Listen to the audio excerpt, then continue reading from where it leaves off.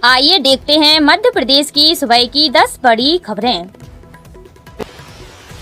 40,80,000 लोगों को जमीन की रजिस्ट्री कराकर देगी सरकार।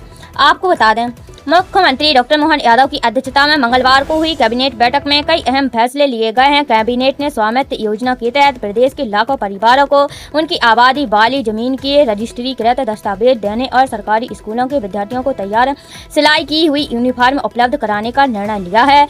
एमएसएमई मंत्री चैतन्य कश्यप ने बताया कि स्वामित्व योजना के तहत ड्रोन और सैटेलाइट सर्वे के जरिए आबादी क्षेत्र में बसे लोगों की संपत्तियों का चिन्हांकन किया गया था। इसके बाद उन्हें स्वामित्व पत्र दिए गए थे। अब सरकार इन संपत्तियों की रजिस्ट्री कराकर पंजीकृत दस्तावेज भी उपलब्ध कराएगी।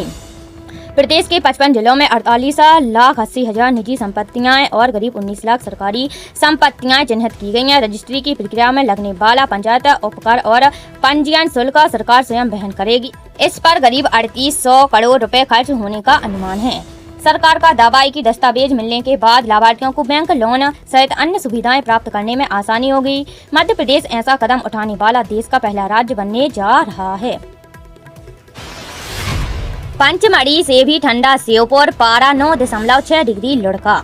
आपको बता दें, नौतपा में 24 घंटे के दौरान मध्य प्रदेश के आधे हिस्से में आंधी बारिश और कुछ स्थानों पर ओलावृष्टि हुई। बारिश के चलते दिन और रात के तापमान में भारी गिरावट दर्ज की गई है। सबसे ज्यादा असर श्योपुर में देखने को मिला है। यहां एक ही रात में तापमान 9.6 डिग्री सेल्सियस लुढ़क गया है। न्यूनतम तापमान 15.4 डिग्री दर्ज किया गया है। यह प्रदेश के एकमात्र हिल स्टेशन पंचमढ़ी से भी कम रहा। मौसम विभाग के अनुसार सतना में करीब 1 इंच, बैतूल में 1.25 इंच और श्योपुर में आधा इंच से अधिक बारिश हुई। भोपाल, इंदौर, उज्जैन, गुना, दतिया, नर्मदापुरम, शिवपुरी, सीहोर, देवास, मंदसौर, धार, खंडवा और हरदा समेत कई जिलों में बारिश और तेज हवाओं का असर रहा। बारिश के कारण रात के तापमान में उल्लेखनीय गिरावट दर्ज की गई है।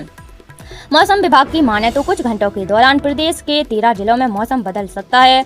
सतना, रीवा, मऊगंज, सीधी, मैहर, सिंगरौली, शहडोल, अनूपपुर, मंडला, डिंडोरी, जबलपुर, उमरिया और कटनी में बिजली चमकने गिरने के साथ आंधी चल सकती है। आंधी की रफ्तार 40 किलोमीटर प्रति घंटा या इससे अधिक हो सकती है।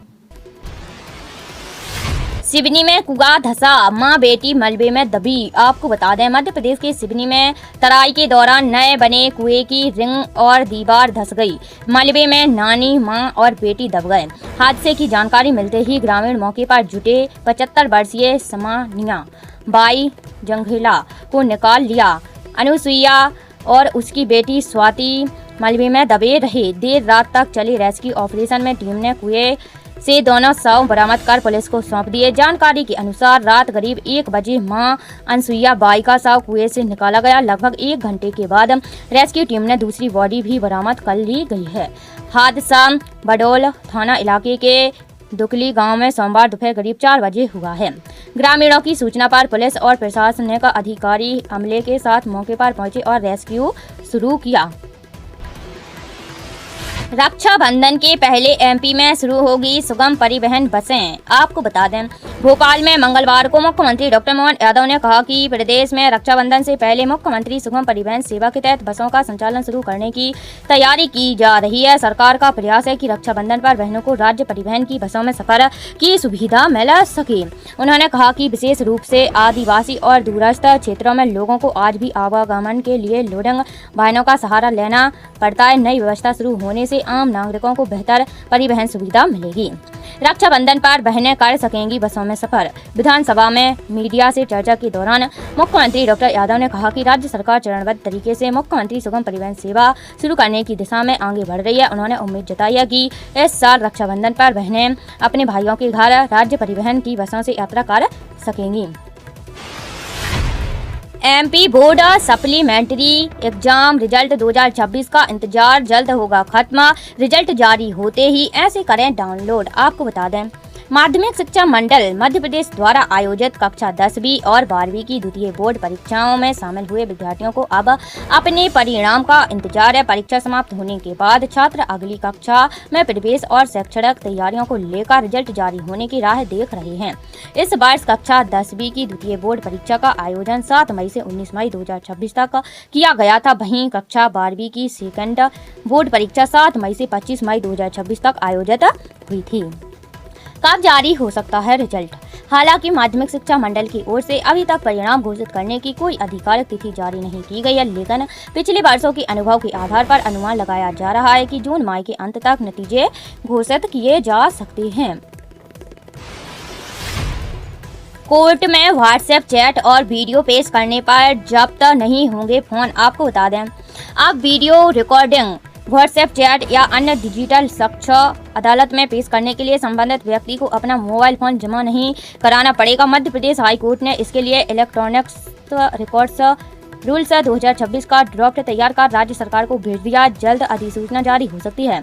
यदि नियम लागू होते हैं तो मध्य प्रदेश ऐसा करने वाला देश का पहला राज्य होगा। इससे डिजिटल रिकॉर्ड प्रस्तुत करने की प्रक्रिया अधिक व्यवस्थित, सुरक्षित और तकनीकी रूप से विश्वसनीय हो जाएगी।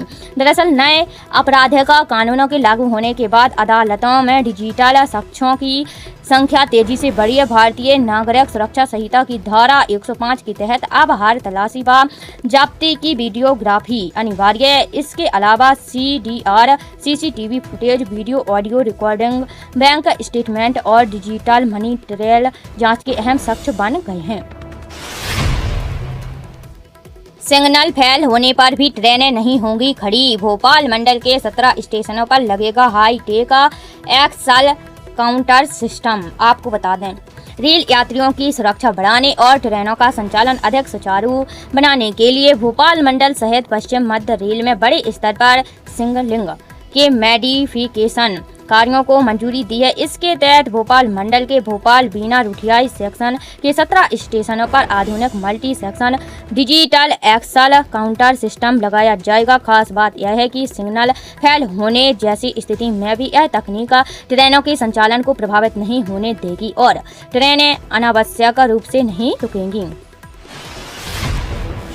परिसीमन विधेयक को फिर से लाने की तैयारी में केंद्र। आपको बता दें, परिसीमन विधेयक को संसद में पारित कराने के प्रयास में मिली करारी हार के बाद सरकार एक बार फिर से इस विधेयक को लाने और साथ ही 2029 के लोकसभा चुनावों से पहले एक राष्ट्र एक चुनाव विधेयक लाने की तैयारी में जुट गई है।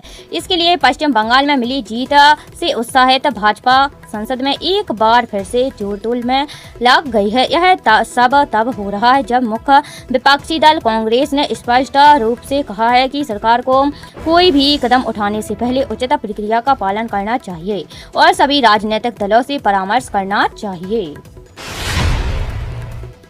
गर्मी से बचाने सुबह 5:30 बजे से होगी पुलिस भर्ती की परीक्षा। आपको बता दें, पुलिस भर्ती की लिखित परीक्षा उत्तीर्ण करने वालों की शारीरिक दक्षता परीक्षा 5 जून से शुरू होकर 11 जून तक चलेगी।